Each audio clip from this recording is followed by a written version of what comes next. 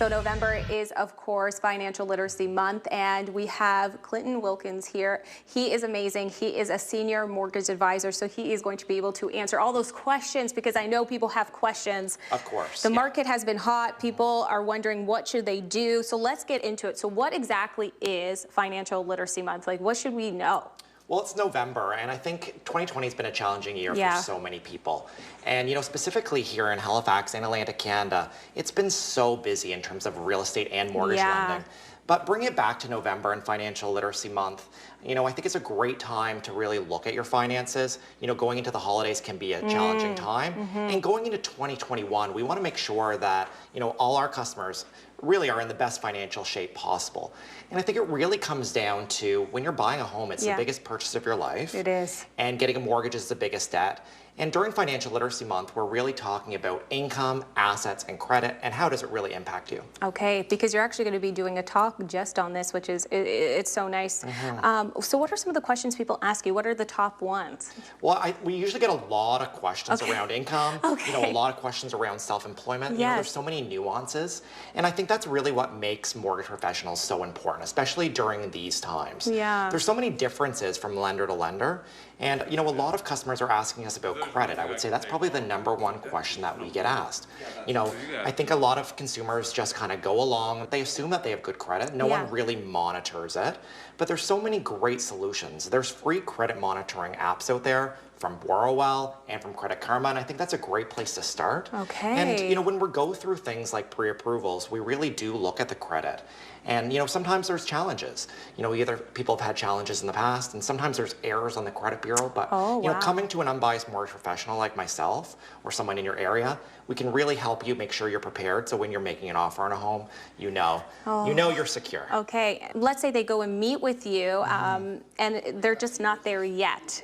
Do you come across that often? You know what? I love making a plan, and I think a plan is so important. And sometimes the plan is improving credit, but oftentimes the plan is figuring out what you can afford and how do you save for a down payment. So there's lots of solutions for down payments. You know, there's Gifted. Oftentimes the bank of mom and dad is a great solution, as we know. But, you know, save down payments. Our RSPs, savings accounts, TFSAs are a great solution for down payments. But there are also other solutions out there. There's programs for borrowed down payments. So we can certainly talk about some of those solutions. And when we go through that pre-approval process, talking about the income, the credit, and the assets, and figuring out what you can afford, we can figure out how much skin in the game you need to have to get into that new home. Can I ask you about a down payment before we wrap things up? Because I feel like this is always a question, like how much should you be putting down? Well, the minimum down payment in Canada is 5%. So any homes up to the $1 million mark, the minimum down payment is 5% on the first 500, and then 10% anything above 500,000. So now in Halifax, our average house price is, you know, in the mid 300s. So the majority of our clients, you know, if they're first-time home buyers, are putting down that 5%. But any consumers that, you know, might have access to a little bit more money, if they don't want to go through the insurance with the Canadian Mortgage and Housing Corporation, then they need to put down a minimum of 20%. Oh, wow. So, you know, the down payment is certainly a little bit higher if you want to avoid that insurance. And, you know, there's lots of solutions out there for self-employed people, and I really get that question a lot. Just because more and more Canadians are becoming self-employed every day. And, you know, there's certainly programs out there that we can use the income that they have on paper. And there's also some stated income, you know, solutions. So we can certainly go through all those programs. And for first-time homeowners, there are programs available too, which there's some great programs, specifically borrowing from the RRSP. So the home buyers plan, each borrower can take up to $35,000 out of their RRSP tax-free, and then they have 15 years to put the money back in that RRSP. So that's a great solution. And many borrowers have RRSP programs through work, so it's really a great opportunity to get you into that first home. Clinton, I could talk to you all day. My goodness, I'm looking to buy a home come the new year, so that's really exciting. So I know 2021.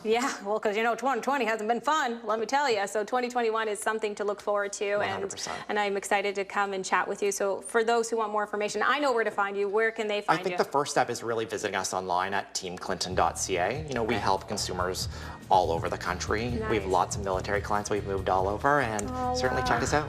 Okay, well, congrats on all the success. Thank you for helping us out. There's so many questions we need answered, and you're just the guy for it, so I appreciate it. Thanks for having me, Anna. Thank you.